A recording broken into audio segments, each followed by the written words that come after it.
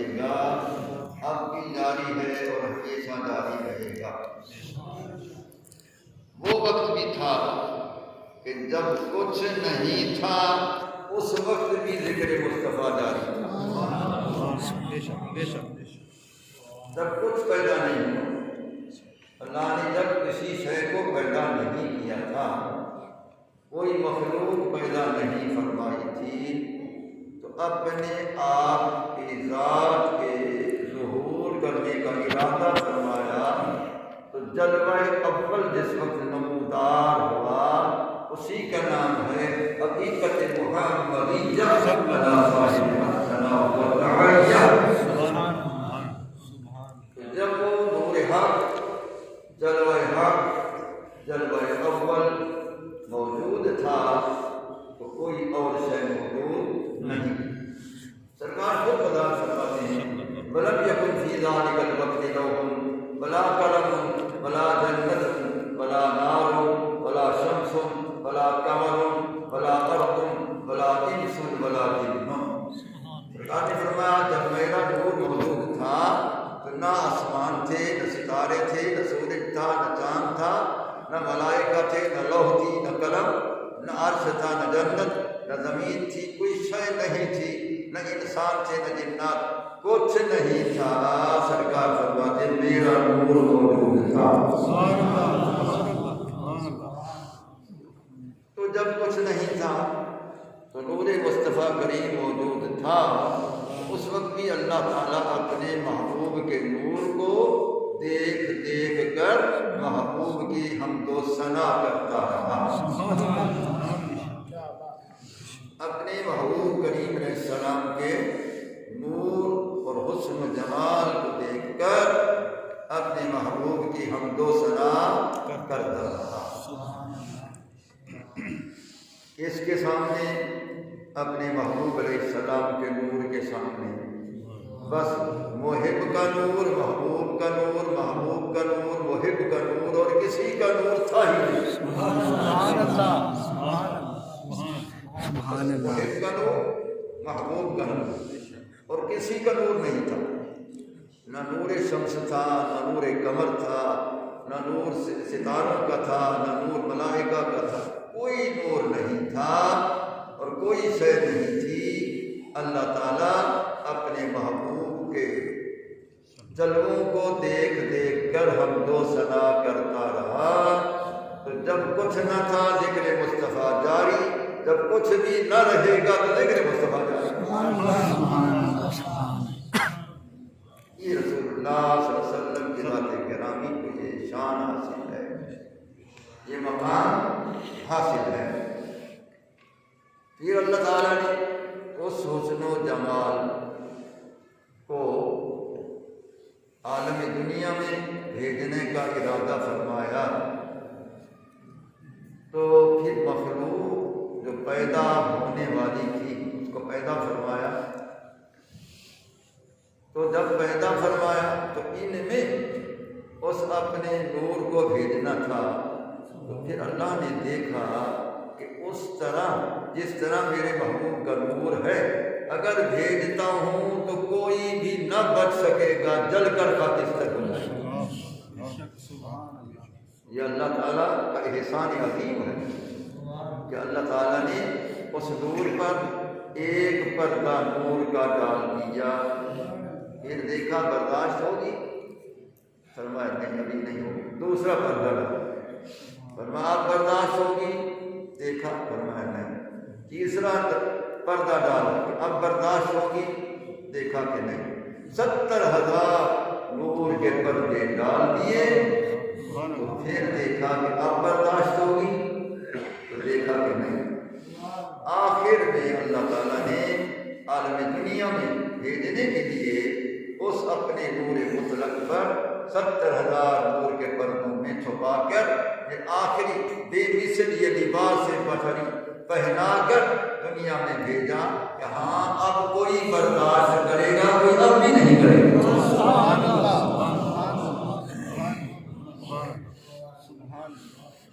اس بنا پر اللہ تعالیٰ نے اس اپنے حبیب علیہ السلام پر یہ آخری آخری پردہ فی غسل بشریت مطہرہ، ہر عیب سے پاک بشریت مطہرہ، ہر نقص سے پاک بشریت مطہرہ، اور نورانی بشریت مطہرہ، رنگ مبارک بھی روشن اور چہرہ مبارک بھی روشن، سارا جسم انور بھی روشن۔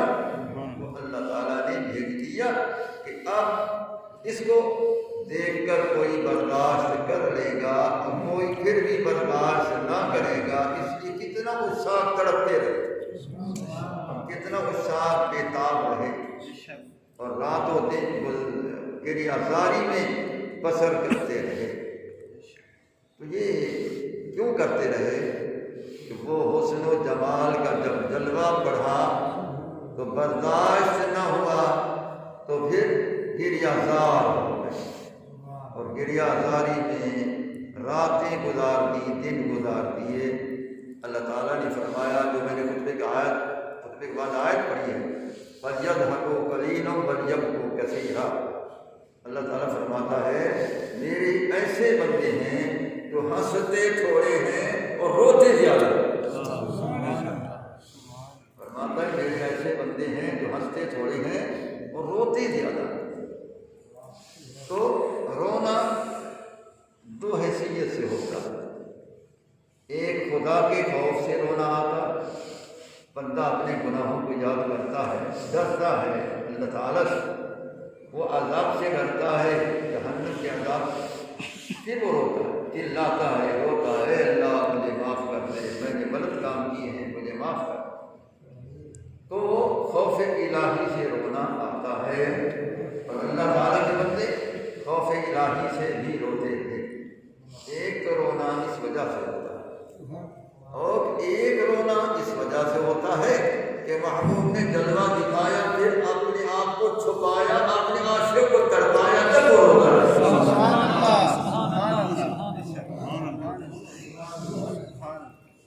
اس بات کو سمجھا کہ محبوب نے اپنا جلوہ دکھایا اور دکھا کر اپنے آپ کو پھر چھپایا، اور چھپا کر امتحان اس کا فرمایا کہ اب یہ کتنی برداشت کرتا ہے، لیکن بندے سے عاشق سے برداشت نہیں ہوتی، وہ چلاتا ہے، وہ روتا ہے، اس کی آہیں نکلتی ہیں، اور آہیں زور زور کی بلند آواز سے نکلتی ہیں۔ اس لیے حضور ولی پاک رحمۃ اللہ علیہ نے فرمایا، دل دل بر آہیں کر کر کہیں راتی نہیں جو سحر کر۔ سبحان اللہ، سبحان اللہ۔ فرماتے محبوب کے بغیر میں روتا، اور اتنا آہیں نکلی کہ کئی صبح صادق ہو گئی اور میرا چلانا ختم نہ ہوا۔ سبحان اللہ، سبحان اللہ۔ فرماتے میرا چلانا ختم نہ ہوا، اور کئی راتیں گزر گئی اور صبح صادق ہو گئی تو میں چلاتا رہا، میں روتا رہا۔ رکھو، میں چلاتا رہا اور میں روتا رہا۔ تو فرماتے بن دل پر آہی کر کر کئی راتی کی تم سحر کر۔ یہ حضرات پوری رات روتے ہیں، چلاتے ہیں، کس بنا پر کہ اے محبوب ایک دفعہ جلوہ دکھایا، مجھے تڑپایا، پھر تو جلوہ دکھایا۔ وہ اس جدائی میں، اس فراق میں وہ روتے رہتے ہیں، پوری رات ان کو قرار نہیں ہوتا، ان کو چین نہیں ہوتا، ان کو آرام نہیں ہوتا، اور وہ بلند آواز سے روتے ہیں بے بس ہو کر۔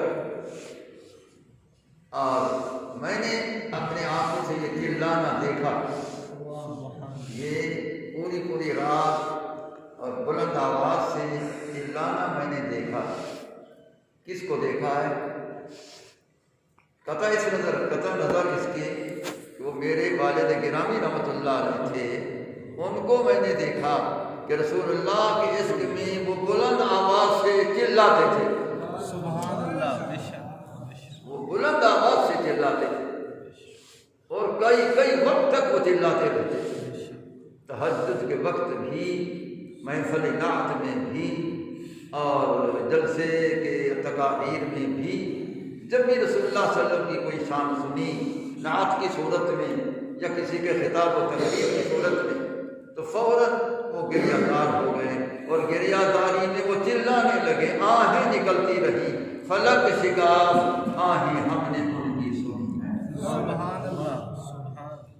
ایسا خدا کا بندہ میری آنکھوں نے نہیں دیکھا، اتنی عمر ہو گئی ہے، میری آنکھوں نے ایسا خدا کا بندہ نہیں دیکھا اور ایسا عاشق رسول نہیں دیکھا کہ جو رسول اللہ صلی اللہ علیہ وسلم کی محبت میں شب و روز گریہ زار ہو۔ نعت خوان نعت خوانی شروع کرتے تھے تو ان کی نعت بھی بن جاتی تھی اور حضرت کو گریہ زاری کی آہیں بھی نکل جاتی تھی، اس نعت والے کی نعت بن جاتی تھی۔ جب یہ چلاتے تھے اس کے رسول میں اس کی نعت بن جاتی تھی۔ جب مقرر تقریر کرتے تھے کوئی محبت کے رنگ میں، ذوق کے رنگ میں، رسول اللہ صلی اللہ علیہ وسلم کے حسن جمال بیان کرنے کی رنگ میں، تو آپ گریہ زار ہو جاتے، اتنا گریہ زار ہو جاتے کہ اس کے رسول میں ڈوبے ہوئے ہوتے اور آہیں نکلتی رہتی، اس سے مقرر کی تقریر بن جاتی۔ یہ نظارے ہم نے اپنی آنکھوں سے دیکھے، اور جب وہ گریہ زار ہوتے تھے، وجد و ذوق کی حالت میں آتے تھے، تو وہ 10 آدمی ان کو بٹھاتے تھے، وہ بیٹھتے نہیں تھے، اس قدر اس ذوق میں ہوتے تھے اور عشق رسول کے اس محبوبیت میں ہوتے تھے کہ وہ گریہ زاری کو زیادہ پسند کرتے تھے۔ اور یہ تو پھر بھی تقریریں ہوتی تھیں یا نعت ہوتی تھی، تو میں نے تو وہ نظارہ بھی ان کا دیکھا ہے۔ یہ میں اس لیے بیان کر رہا ہوں آج ان کے واقعات کہ کل ان کا عرس ہو، اس لیے ان کے واقعات بیان کر رہا ہوں کہ کل رات ان کا عرس شریف شروع ہے اور کل رات چادر پوشی ہوگی ان کی مزار پاک کی، اس کے بعد حسب مشرب چشتیہ پھر محفل سما ہوگی، پھر انشاءاللہ اتوار کے دن 11 بجے سے 12 تک پھر میں ان کا شان بیان کروں گا، زندگی رہی تو پھر اس کے بعد محفل سما ہوگی 2:30 بجے تک اتوار کے دن، پھر ختم ہوگا۔ تو اس لیے میں ان کے واقعات بیان کر رہا ہوں کہ کس طرح یہ اللہ تعالیٰ کے بندے تھے کہ دیکھو تقریریں تو اپنی جگہ پر اور نعت شریف تو اپنی جگہ پر، لیکن جب وہ رمضان المبارک میں تراویح پڑھاتے تھے، کیونکہ وہ جید حفاظ میں سے تھے، سینکڑوں حفاظ ان کے شاگرد تھے، اور جب وہ تراویح پڑھاتے تھے تو اتنا گریہ زاری میں آ جاتے تھے کہ ہچکیاں لگ جاتی تھیں اور پہلی صف والے سارے گریہ زار ہو جاتے تھے۔ ان کی تاثیر ایسی ہوتی تھی کہ پہلی صف والے سارے گریہ زار ہو جاتے تھے، آنکھوں سے آنسو برستی رہتی تھی، صف پر بھی آنسو پڑتی رہتی تھی، ان کے گریبان پر بھی آنسو پڑتی رہتی تھی، اور پہلی صف والے سارے ہی گریہ زاری میں آ جاتے تھے، اور حضرت جو ہے وہ ہچکیوں میں کھڑے ہوتے تھے، اور کتنی دیر گزر جاتی تھی، پھر آگے آیت پڑھتے، پھر آگے آیت پڑھتے، اسی طریقے سے 20 رکعت جب پڑھاتے تھے وہ گریہ زاری میں ہی رہتے تھے۔ میں نے ان سے عرض کیا تھا کہ حضرت آپ اتنا گریہ زار ہو جاتے ہیں نماز کے اندر، تو اس کی وجہ کیا ہے؟ فرمایا بات یہ ہے کہ باقی حافظ پڑھتے ہیں قرآن، وہ لفظ پڑھتے ہیں، ان کو معنی کا کوئی پتہ نہیں۔ فرمایا مجھے معنی کا بھی پتہ ہے، مجھے تفسیر کا بھی پتہ ہے۔ اب میرے رب نے کیا فرمایا، اب میرے رب نے کیا فرمایا، اس آیت میں کیا فرمایا، اس آیت میں کیا فرمایا، اس آیت میں کیا فرمایا۔ فرمایا مجھے تمام آیات کریمہ کا علم ہے، جہاں میرے محبوب کا شان اللہ بیان کرتا ہے میں خوشی سے رو پڑتا ہوں۔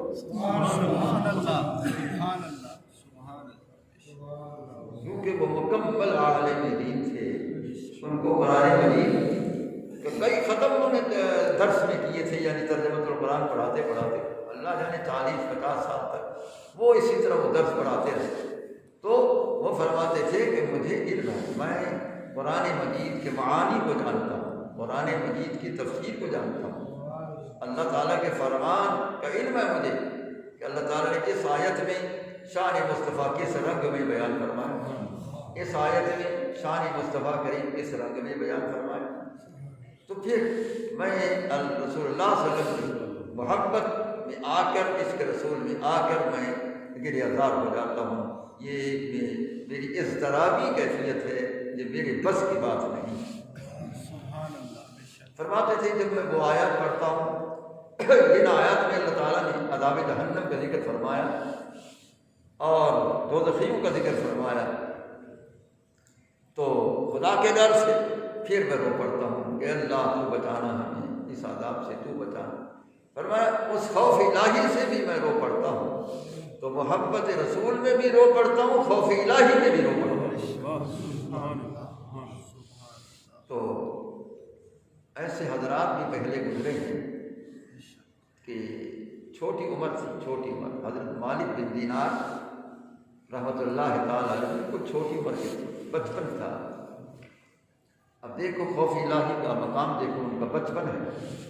والدہ نے، ان کی والدہ صاحبہ نے آگ جلائی تو وہ پہلے چھوٹی چھوٹی لکڑیاں نیچے رکھی، اس کے اوپر بڑی بڑی لکڑیاں رکھی اور دیا سلائی سے پہلے آگ لگائی، تو نیچے جو چھوٹی چھوٹی تھی پہلے آگ اس کو لگی، ان کو لگی، پھر اس کی وجہ سے بڑی لکڑیوں کو لگی، آگ جل پڑی۔ یہ کیفیت دیکھ کر حضرت مالک بن دینار چیخ جو ماری، بے ہوش ہو کر گر گئے، بے ہوش ہو کر گر گئے۔ بڑی دیر کے بعد ہوش آئی، والدہ صاحبہ نے پوچھا بیٹا کیا ہوا آپ کو، کیوں اتنا چیخ ماری ہے، آپ بے ہوش ہو؟ اماں جان آپ نے جب آگ جلائی ہے اور اس کا طریقہ جلانے کا میں نے دیکھا کہ پہلے چھوٹی لکڑیاں رکھی ہیں، اس کے بعد بڑی لکڑیاں رکھی ہیں ان کے اوپر، پھر دیا سلائی سے پہلے نیچے کی آگ لگائی، وہ نیچے لکڑیوں کو آگ لگی، ان کی وجہ سے بڑی لکڑیوں کو آگ لگی۔ وقود الناس والحجارہ جو اللہ نے فرمایا کہ لوگ جہنم کا ایندھن ہوں گے، ان ایندھن والوں میں چھوٹوں میں سے میں نہ ہو جاؤں، اس لیے میں رو پڑا۔ اب بتائیں وہ بچپن ہے، چھوٹے ہیں، تو اللہ کا خوف کتنا۔ یہ بندگان خدا جو ہیں یہ گریہ زاری میں دو وجہ سے، ایک عشق رسول میں روتے اور ایک خوف خدا میں روتے، خوف خدا میں روتے۔ لیکن عارفین کے نزدیک عشق مصطفیٰ میں رونا خدا کے خوف کے رونے سے بہتر۔ حضرت بی بی رابعہ بصری رضی اللہ تعالیٰ عنہ گزری تو حضرت امام حسن بصری بڑے رو رہے تھے۔ پوچھا کہ حضرت کیوں روتے ہیں؟ فرمایا اللہ کے خوف سے رو۔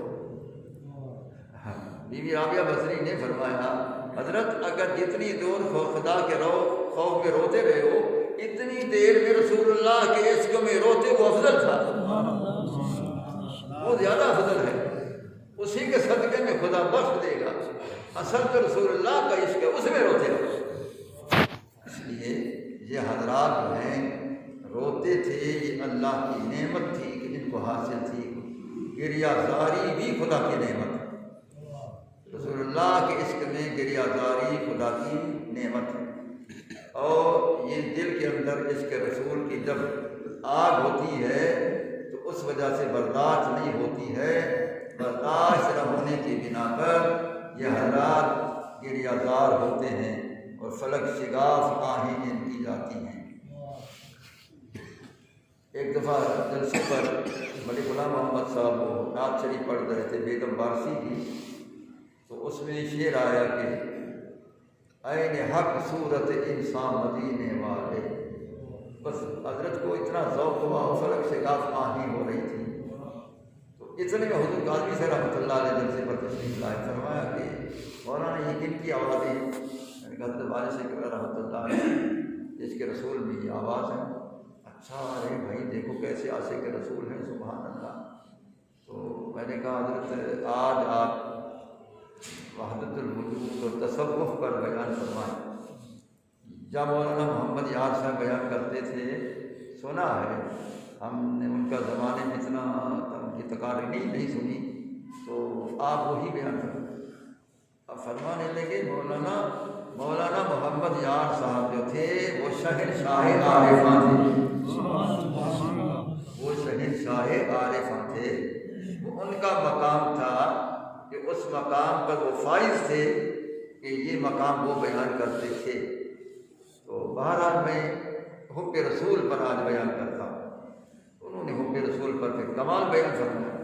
بہرحال یہ حضرات بیان کرنے والے بھی اس وقت بڑی محبت سے بیان کرتے تھے، اس وقت بڑی محبت سے بیان کرتے تھے، اور اس وقت بے طمع ہو کر بیان کرتے تھے۔ ان حضرات کو کوئی طمع نہیں ہوتا۔ صوفی صاحب کے پیر صاحب تشریف لاتے تھے، اتنا بھی ہم نذرانہ تھوڑا بہت دیتے، کبھی انہوں نے نہیں فرمایا یہ تھوڑا ہے زیادہ ہے کیسا، پھر اگلے سال تشریف لاتے، پھر اسی طرح وہ حضرات جو تھے بے طمع حضرات تھے، بے طمع ہونے کی بنا پر ان کی کلام میں تاثیر تھی، ان کی گفتگو میں تاثیر تھی، اور جو وہ بیان کرتے تھے وہ دلوں پر اثر کرتے۔ اب برعکس معاملہ ہو گیا ہے، کوئی طے کرنے والے آ گئے ہیں، کوئی مکانے والے آ گئے ہیں، کوئی حریث بن گئے ہیں، کوئی کیسے بن گئے، کوئی کیسے بن گئے، کوئی تنگ کرتے ہیں جلسے والوں کو، کچھ کیا کچھ کرتے ہیں، کوئی سرے گولے لگا کر ٹائم پاس کر کے چلے جاتے ہیں۔ اس لیے ان کے ہاں کوئی تاثیر نہیں ہوتی ہے، یہ ایک بکاؤ مال ہوتے ہیں اور خرید و فروخت کر کے چلے گئے۔ اور وہ حضرات جو تھے وہ للہیت تھی ان کے اندر خلوص تھا، ان کے اندر خلوص قلبی تھا، ان کے اندر محبت رسول تھی، ان کے اندر عشق رسول موجزن تھا، اس بنا پر ان کے کلام کے اندر بھی تاثیر تھی، سننے والے تڑپتے تھے پڑھتے تھے ان کی تاثیر کی بنا۔ تو حضرت قبلہ والی صاحب رحمۃ اللہ تعالیٰ علیہ کو اللہ تعالیٰ نے یہ عشق رسول کی بہت بڑی نعمت عطا فرمائی، اور تا زندگی وہ عشق رسول میں چشم تر رہے، اور ان جیسا عاشق رسول میں نے اپنی عمر میں نہیں دیکھا ہے، اور ان کا جیسا گریہ زار عشق رسول میں نے نہیں دیکھا ہے، اور ان جیسا عشق رسول میں چلانا میں نے نہیں دیکھا، اسفلک شگاف آہیں جاری ہونا ان کے علاوہ میں نے نہیں دیکھا۔ یہ حقیقت ہے، اس میں کوئی شک و شبہ نہیں۔ یہ تو ان کا ایک پہلو ہے عشق رسول کا۔ اب ان کا دوسرا پہلو بھی میں نے دیکھا، وہ کیا ہے؟ مثلا کوئی صاحب آیا، ایک صاحب آیا، اس کا نام تھا جام سائیں بخش، اس سے پوچھا جام صاحب اولاد ہے؟ عرض کی حضور میں نے 2-3 شادیاں کی ہیں اولاد کے لیے، اولاد نہیں۔ فرمایا اچھا یہ چھوٹا سا تعبیر ہے، یہ ہیلا بناتے ہیں، یہ لے جاؤ گھر میں دے دینا، وہ کمر میں باندھیں گے، اسی سال لڑکا ہوگا، اس کا نام فیض رسول ہے۔ آج تک وہ لڑکا فیض رسول موجود ہے، پھر وہ بچوں والا ہے، آگے اللہ اس کو اولاد دی۔ تو اب بتاؤ کہ وہ اس کو فرمایا کہ اسی سال لڑکا ہوگا، پہلے بتا دیا کہ لڑکا ہوگا، نام بھی بتا دیا کہ اس کا نام فیض رسول ہے، کہ جس کے فیض سے آئے گا تو اسی کے فیض رسول، اسی کا نام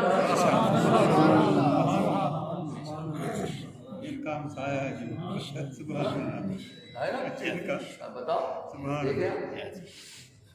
اب دیکھیں وہ موجود ہے، اور جام صحیح مقصد مجھے کہتا تھا یہ ان کی دعا سے ہوا، یہ ان کے فیض سے ہوا۔ اسی طرح وہ مجھے بتاتا تھا کہ میرا بھانجا گم ہو گیا، اور میں بڑا پریشان حال تلاش کر رہا تھا شہر میں ادھر ادھر، تو حضرت اس مسجد شریف میں بیٹھے ہوئے تھے، مسجد مصری کمال الدین ریلوے روڈ میں، تو کہتے میں وہاں گیا۔ فرمایا سائیں وقت کیوں پریشان ہوں؟ کہ حضور میرا بھانجا گم ہے اور پریشان ہوں، ادھر دیکھتا ہوں ادھر کو ملتا ہی نہیں۔ فرمایا مت تلاش کرو، گھر آیا ہوا، جاؤ جاؤ گھر۔ وہی مجھے کہتا تھا کہ میں ابھی جا رہا تھا، ہماری بستی سے ایک آدمی سائیکل پر آ رہا تھا، تو اس نے کہا سائیں وقت مت پریشان ہو، تمہارا بھانجا گھر آیا بیٹھا۔ اب بتاؤ یہ ہم نے خود سنا تھا، ان لوگوں کے کانوں سے اپنے کانوں سے سنا ہے، جو خود اپنی باتیں خود بتاتے تھے کہ ہمارے ساتھ یہ ہوا ہے، حضرت کی دعا سے یہ فائدہ ہوا، حضرت کی دعا۔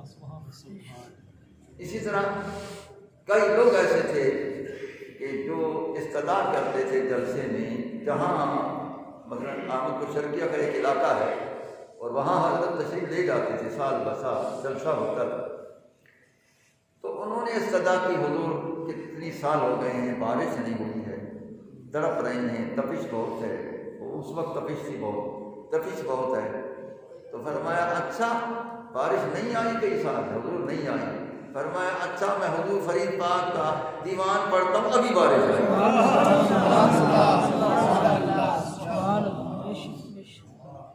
فرمایا شرط یہ ہے کہ ادھر سے اٹھنا نہیں، جتنی بھی بارش کا پانی آئے تو اٹھو گے نہیں، کہ حضور نہیں اٹھیں گے۔ سچی بات ہے، انہوں نے ایک شعر پڑھا اس کے دیوان کا، فوراً بادل آئے، اتنی برسا، اتنی بارش ہوئی، اتنی بارش ہوئی، حد سے زیادہ۔ سبحان اللہ۔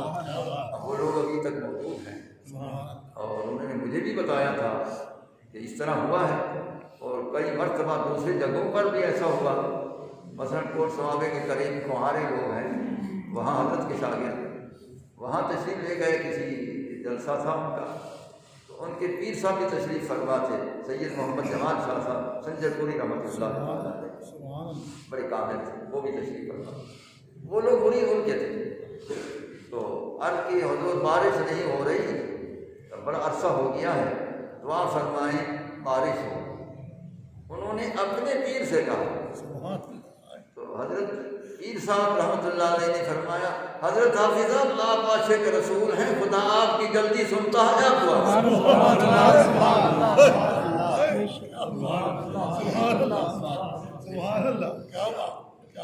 یہ وارثی ملر رحمۃ اللہ علیہ نے مجھے خود سنایا، یہ واقعہ مجھے خود سنایا۔ پیر محمد جمال شاہ صاحب نے فرمایا، حضرت آپ عاشق رسول ہیں، آپ دعا کریں گے تو بارش آ جائے۔ تو فرمایا میں نے عرض کیا حضور سید آپ ہیں، آپ دعا فرمائیں۔ آپ نے فرمایا نہیں میرا حکم ہے۔ تو پھر آپ نے لوگوں کو فرمایا کہ حضرت نے مجھے حکم فرما دیا ہے، تو آپ اٹھو گے نہیں، جتنا بارش آئے گی اٹھو گے نہیں، بیٹھے رہو۔ تو لوگ بیٹھے گئے، حضرت دیوان فرید کا ایک شعر پڑھا، اسی میں بدلی آئی، ایسا کالا بدل آیا، اتنی بارش برسی، اتنی برسی کہ گھٹنے تک پانی ہو گیا،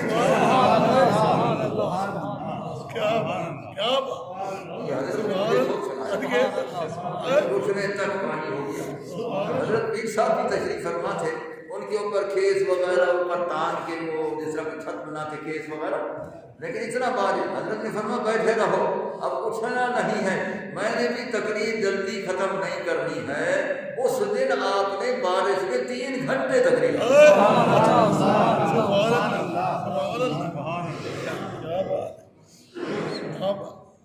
اب بتائیں کہ اللہ تعالیٰ نے ان کو صاحب کرامات بنایا، اللہ تعالیٰ نے ان کو صاحب کرامات بنایا، اور کرامات جو ہوتے وہ ولی کامل کے ہوتے ہیں، وہ عام آدمی کے نہیں ہوتے، وہ ولی کامل کے ہوتے ہیں۔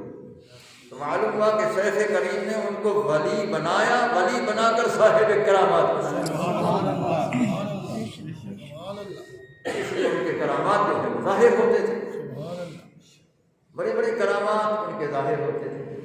میں نے اپنا تجربہ کئی مرتبہ کیا تھا، مثلا کوئی بات میرے دل میں آئی، ذہن میں آئی کہ حضرت کے سامنے اظہار کروں، اب کئی وقت کئی دفعہ ایسا ہو، ایک دفعہ نہیں کئی دفعہ میں آ کر بیٹھا، جب بیٹھا انہوں نے وہی بات شروع کر دی جو میرے اندر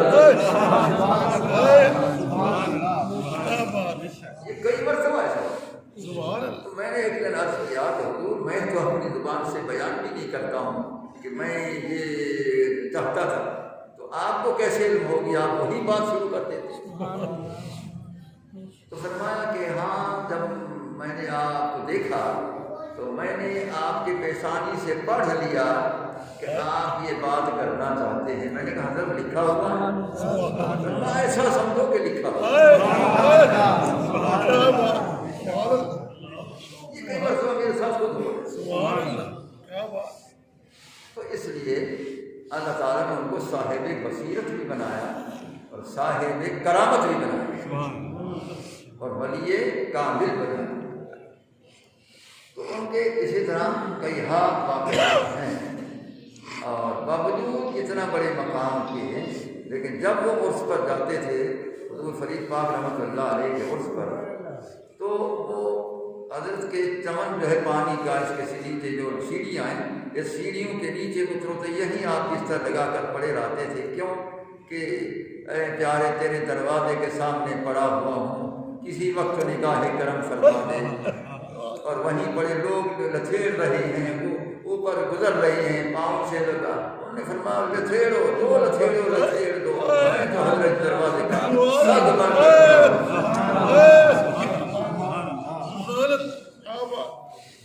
چار پانچ دن وہ اس پر رہتے، ایک دن پہلے جاتے، 3 دن اس میں رہتے، ایک دن بعد آنے والا ہوتا، 5 دن لگ جاتے تھے۔ اور حضرت کے دروازے پر وہ بیٹھے ہیں، وہ کسی نے کہا بیٹھے ہیں راہ گزر پہ ہم، کوئی ہمیں اٹھائے۔ سبحان اللہ، بیٹھے ہیں راہ گزر پہ ہم، کوئی ہمیں اٹھائے۔ وہ راہ گزر پر پڑے رہتے اور کہیں الگ انتظام نہیں کرتے تھے، کہیں امتیازی شان نہیں کرتے تھے، کہیں الگ کا مکان نہیں۔ فرمایا حضرت کے راہ گزر پر پڑے رہو، مخلوق حضرت کے مہمان لچھیڑیں گے، حضرت کرم فرمائیں گے تو ہمارا بیڑا پار۔ تو ایسے حضرات بڑے کم گزرے ہیں، بہت بڑے کم گزرے ہیں۔ تو ان کا عرس شریف ہے، آج رات پوری رات ان کی مزار شریف پر سبینہ شریف پڑھا جائے گا۔ صبح 7 بجے انشاءاللہ سبینہ شریف ختم ہوگا۔ زندگی باقی تو میں پھر کچھ نہ کچھ بیان کروں گا۔ کل صبح 7 بجے، پھر کل رات چادر پوشی ہوگی حضرت کے مزار شریف پر، اور پھر اس کے بعد محفل سما ہوگی عشیہ مشرف کے ماتا۔ پھر اس کے بعد اتوار والے دن 11 سے 12 تک انشاءاللہ زندگی باقی تو ان کا شان میں بیان کروں گا۔ پھر اس کے بعد 12 سے 2:30 بجے تک انشاءاللہ محفل سما ہوگی، قوالی ہوگی عشیہ کے مشرف کے مطابق۔ مجھے کئی لوگ پوچھتے ہیں یہ دینی درس گاہ ہے، اس میں آپ قوالی کیوں کراتے ہیں؟ میں نے ان کو ایک واقعہ سنایا۔ ایک مولانا صاحب میرے پاس بیٹھا ہوا تھا، خشک مولوی صاحب بھی ہوتے ہیں، وہ خشک تھا، وہ بیٹھا ہوا۔ ایک صاحب مسئلہ پوچھنے میرے پاس آیا کہ ایک مسجد شریف ہے، اس کے سپیکر لگے ہوئے ہیں اور مسجد شریف میں قوالی نہیں ہوئی، مسجد کے باہر ہوئی ہے۔ تو مسجد کے باہر قوالی ہوئی ہے، سازوں کی آواز اس میں جاتی تھی، یہ جائز ہے کہ نہ جائز ہے؟ میں نے کہا بالکل جائز ہے، اگر اس میں آواز آ رہی ہے سازوں کی مسجد میں، یہ بالکل جائز ہے۔ مولانا کہنے لگے یہ آپ نے مسجد شریف کی توہین کی ہے۔ میں نے کہا مولانا میں 5 منٹ کی دیتا ہوں آپ کو، 5 منٹ کے بعد آپ کہیں گے کہ بالکل حق ہے۔ سبحان اللہ، سبحان اللہ، سبحان اللہ۔ 5 منٹ کے بعد آپ خود کہیں گے کہ یہ بے شک حق ہے، اور آپ کہیں گے قوالی بھی صحیح ہے، آپ کہیں گے قوالی بھی جائز ہے۔ 5 منٹ کے بعد مولانا کہنے لگے میں علامہ ہوں، کچھ ہوتے رہو۔ سبحان اللہ۔ تو کسی اور کو بھی کچھ عالم سمجھا کر، صرف اپنے آپ کو علامہ مت سمجھو۔ میں نے اسے کہا بھائی وہ سازوں کی آواز آ رہی کس میں؟ مسجد میں نے کہا روئے زمین کی مسجدیں ساری اکٹھی کرو مولانا تو بیت اللہ کے برابر ہے؟ بیت اللہ افضل، بیت اللہ افضل ہے کل مساجد سے۔ تو میں نے کہا جب کل مساجد سے بیت اللہ افضل ہے، اور اب بتاؤ مولانا کہ بیت اللہ افضل ہے یا رسول اللہ کی ذات افضل؟ سبحان اللہ، سبحان اللہ۔ بے شک رسول اللہ کی ذات افضل ہے۔ جب رسول اللہ کی ذات بیت اللہ سے افضل ہے تو مسلم شریف کو اٹھا کر مولانا تمہیں میں دکھاتا ہوں کہ رسول اللہ صلی اللہ علیہ وسلم تشریف لائے جنگ سے، بیوی کہتی ہے کہ حضور میں نے منت مانی تھی کہ سرکار فتح یاب ہو کر آئیں گے، میں قصیدہ مدحیہ پیش کروں گی دف پر حضور آپ کے قریب، اب نے فرمایا لے آؤ میرے قریب، اس کو بجاتی رہو اور قصیدہ پڑھو۔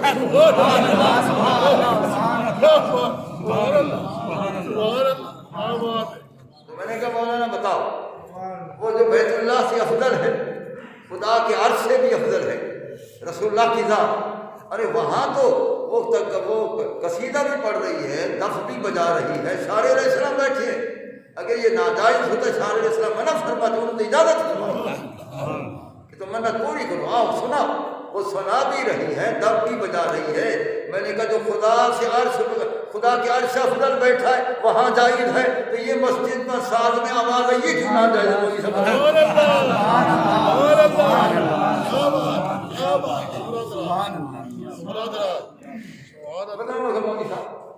بتاؤ بھائی، وہ تو خدا کے عرش سے افضل ہے، رسول اللہ خدا کے عرش سے افضل ہے، کیونکہ عرش تو نیچے رہا، محبوب تو اوپر رہا، جو افضل تھا وہ اوپر ہے، جو افضل نہیں تھا وہ نیچے ہے۔ مولانا بتا، جلدی بتا کہ جو افضل ہے خدا کے عرش سے، وہاں وہ دف بج رہا ہے اور وہ بیوی قریب ہو کر وہ سنا رہی ہے، ایک بار۔ دوسرا پھر موقع ہوا، قدرتی عید کا دن تھا، وہ بیوی آئی، یا رسول اللہ آج خوشی کا دن ہے، میرا دل چاہتا ہے کہ میں قصیدہ پیش کروں اور وہ دف بجاؤں۔ بیوی صدیقہ سے اس نے عرض کی، بیوی سب نے فرمایا ہاں سنا۔ تو رسول اللہ صلی اللہ علیہ وسلم آپ چادر اوڑھ کر ظاہری آرام فرما نظر آ رہے تھے، آپ چادر اوڑھ کر سو رہے ہیں، وہ بیوی دف بجا رہی ہے، کس کے سامنے؟ جو خدا کے عرش سے افضل ہے، کس کے سامنے؟ جو بیت اللہ سے افضل ہے، ٹھیک ہے، وہ بجا رہی ہے، اور سرکار سن رہے ہیں، اگرچہ چادر مبارک اوڑھے سرکار سن رہے ہیں، اور بی بی عائشہ رضی اللہ تعالیٰ نبی توجہ سے سن رہی ہے۔ اتنے میں سیدنا ابوبکر صدیق اچانک آ گئے، جب وہ اچانک آ گئے تو اس بجانے والی کو، اس دف بجانے والی کو ناراض ہونے لگے کہ تو کیا کر رہی ہے؟ اللہ کے رسول وہ آرام فرمائیں، تو کیا کر رہی ہے؟ سرکار اپنے رخ انور سے کپڑا ہٹا کر فرماتے ہیں دعہ یا ابا بکر ھذا یوم العید ھذا یوم السرور، ابو بکر اس کو چھوڑ دو، اس کو کچھ نہ کہو، یہ خوشی کا دن ہے، میں بھی سن رہا ہوں، تم بھی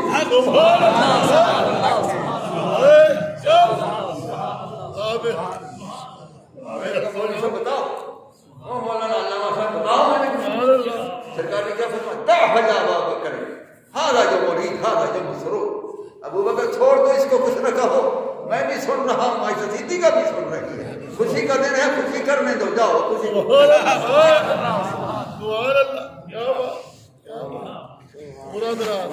میں نے کہا بتاؤ مولانا، پھر وہ مولانا کہنے لگا کہ حضرت پھر یہ بتائیں کہ یہ قادریہ میں کیوں نہ جائے؟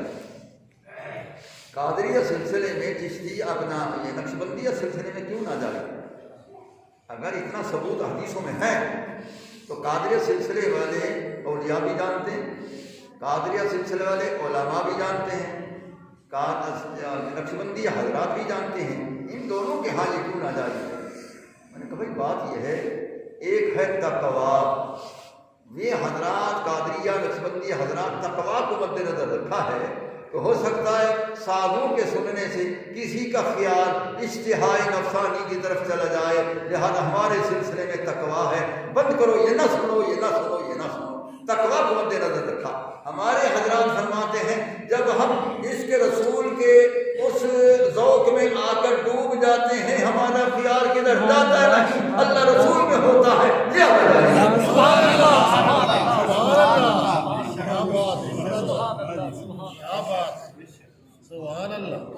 دیکھا، تیسرے ہر ایک کا موقف الگ ہے۔ قادری حضرات نہیں سنتے، اپنے سلسلے کی پابندی کریں، نقشبندی حضرات نہیں سنتے، اپنے سلسلے کی پابندی کریں، اگر وہ اپنے سلسلے کی پابندی کریں تو ہم بھی تو اپنے سلسلے کی پابندی کریں، سبحان اللہ، بالکل، اس لیے ہم اپنے سلسلے کے پابند ہیں۔ اس بنا پر اولیاء اللہ جو ہیں وہ اس کو جائز قرار دیتے ہیں۔ تو ہوا تھا، وہ کہنے لگے یہ قوالی حرام ہے، مولانا کہنے لگے قوالی حرام ہے۔ پہلے تو مولانا کو میں نے کہا یہ مجھے بتا دے یہ حرام مطلق ہے یہ مطلق حرام ہے، اس کا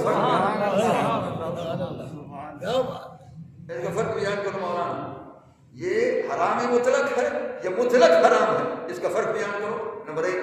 نمبر 2 کہ علامہ شامی رحمۃ اللہ علیہ نے اتنا فقیہ حنفی ہو کر شرائط ستہ 6 شرطیں اس نے لکھ دی ہیں کہ ان 6 شرطوں کے ساتھ یہ قوالی جائز ہیں، جو ناجائز ہے مطلقاً وہ کیسے شرائط کے ساتھ جائز ہو گئی مولانا بتا دو مجھے۔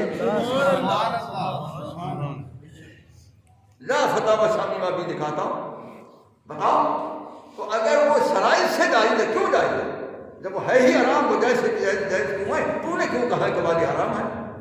اس کے بعد میں نے کہا تو کس کا مرید ہے؟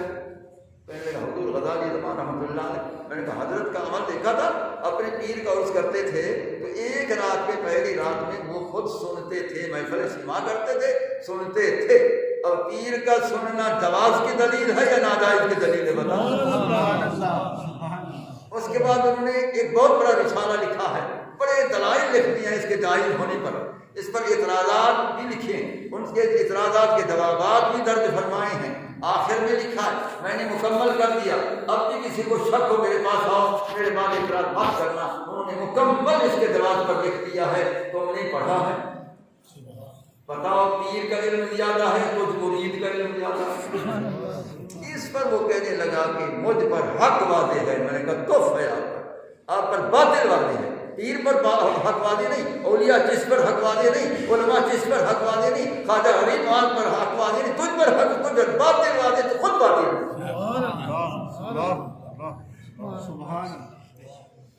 میں نے اس کو بہت جھٹکا، کیوں ایسا کرتے ہو؟ حدیث و قرآن کا انکار کرتے ہو؟ یوں کہو کہ بھئی قادری حضرات نہیں سنتے، ہمیں کوئی اعتراض نہیں، نہ سنیں، نقشبندی حضرات نہیں سنتے، ہمیں کوئی اعتراض نہیں، نہ سنیں، وہ اپنے سلسلے کی پابندی کریں، تقویٰ و طہارت کو مد نظر رکھیں، ٹھیک ہے، لیکن وہ جو اولیاء اللہ چشت ہیں، جو علماء چشت ہیں، ان کو تو نہ کہو کہ یہ ہم پر حق واضح ہوگا، یہ تو مطلب ہے کہ تو تم حق پر ہو، یہ باقی سارے باطل پر ہیں، جبکہ خود تم چشتیہ کے مرید ہو۔ ایسے بھی خوش کے مولوی صاحبان ہوتے ہیں جن کو خوش سمجھ نہیں ہوتی، اس طرح باتیں کر دیتے ہیں۔ بہرحال ہم اپنے مشرب چشتیہ اور اپنے حضرات کے طریقہ کار کے مطابق یہ سنتے ہیں، اور ہمارے حضرات سنتے آئے ہیں، اور حدیث میں ان کا ثبوت موجود ہے۔ تو اور ایسے حضرات بھی تھے کہ وہ ان کو ذوق جو ہوتا تھا قوالی میں، وہ اسی طرح اڑ جاتے تھے، 6 فٹ اڑ جاتے تھے، پھر نیچے آ جاتے تھے، پھر اڑ جاتے تھے۔ پھر استاد صلی اللہ علیہ وسلم فرماتے تھے فلاں بزرگ بیٹھے تھے قوالی میں، ذوق ہوا ان کو، وہ اوپر چلے گئے، 6 فٹ اوپر چلے گئے، پھر نیچے 3 مرتبہ اوپر گئے نیچے آئے، اوپر گئے نیچے آئے۔ تو بتاؤ کہ یہ ذوق والے، ان کو ذوق آ رہا ہے قوالی کی اس آواز میں، خشک دارو خشک توبو خشک پوست از کجا میں آئے ابھی آواز دوست، کہ تار بھی خشک ہے، لوہا بھی خشک ہے، لکڑی بھی خشک ہے، چمڑا بھی خشک ہے، پھر تار بھی خشک ہے، اس سے آواز دوست ہے، اسی کو سن کر اس کو ذوق ہوتا ہے۔ اور اہل اللہ کی کلام پڑھی جاتی ہے، اور عاشقوں کی کلام پڑھی جاتی ہے، حضور فرید پاک کی کلام پڑھی جاتی ہے، مولانا محمد یار کی کلام پڑھی جاتی ہے، مولانا جامی کی کلام پڑھی جاتی ہے، اسی طرح سعدی کی کلام پڑھی جاتی ہے، اللہ حضرت کیا عشاق کی کلام پڑھی جاتی ہے، تو پھر ذوق ہی ذوق پیدا ہو جاتا ہے، ذوق ہی ذوق پیدا ہو جاتا ہے۔ تو اس میں سوز بھی ہے، ساز بھی ہے، ذوق بھی ہے، تو اس میں بڑی برکتیں بھی ہیں، بڑی رحمتیں بھی ہیں۔ خیال پاک ہو، دل پاک ہو، نیت پاک ہو تو بیڑا پاک ہے، نیت پاک ہو، خیال پاک ہو، دل پاک ہو تو پھر تیرا پاک۔ انشاءاللہ تعالیٰ یہ آج رات پوری رات سبینہ شریف پڑھا جائے گا حضرت کے مزار شریف سراج العلوم میں، اور کل صبح 7 بجے انشاءاللہ سبینہ شریف کا ختم ہوگا۔ انشاءاللہ زندگی میں وہاں پہنچوں گا اور بیان کروں گا کہ یہ قرآن ساری رات پڑھا گیا ہے، یہ قرآن جو پڑھا گیا ہے یہ کیا پڑھا گیا ہے، میں بیان کروں گا کہ یہ ساری رات تعریف مصطفیٰ بدوان عربی بدوان قرآن کی، سبحان اللہ سبحان اللہ، کیا بات ہے، بدوان عربی اور کلام خدا قرآن مجید کی صورت میں پڑھائیں گے، اس پر انشاءاللہ میں بیان کروں گا۔ پھر اس کے بعد کل رات بعد نماز عشاء فوراً چادر پوشی ہوگی، تو کراچی سے ہمارے مرید بڑی بہترین کڑھائی والی چادریں لاتے ہیں، تاج شریف لاتے ہیں، وہ انشاءاللہ بڑے احترام سے چادر پوشی ہوگی، پھر تاج شریف پر رکھا جائے گا، دعا ہوگی، اس کے بعد وہ محفل سما ہوگی۔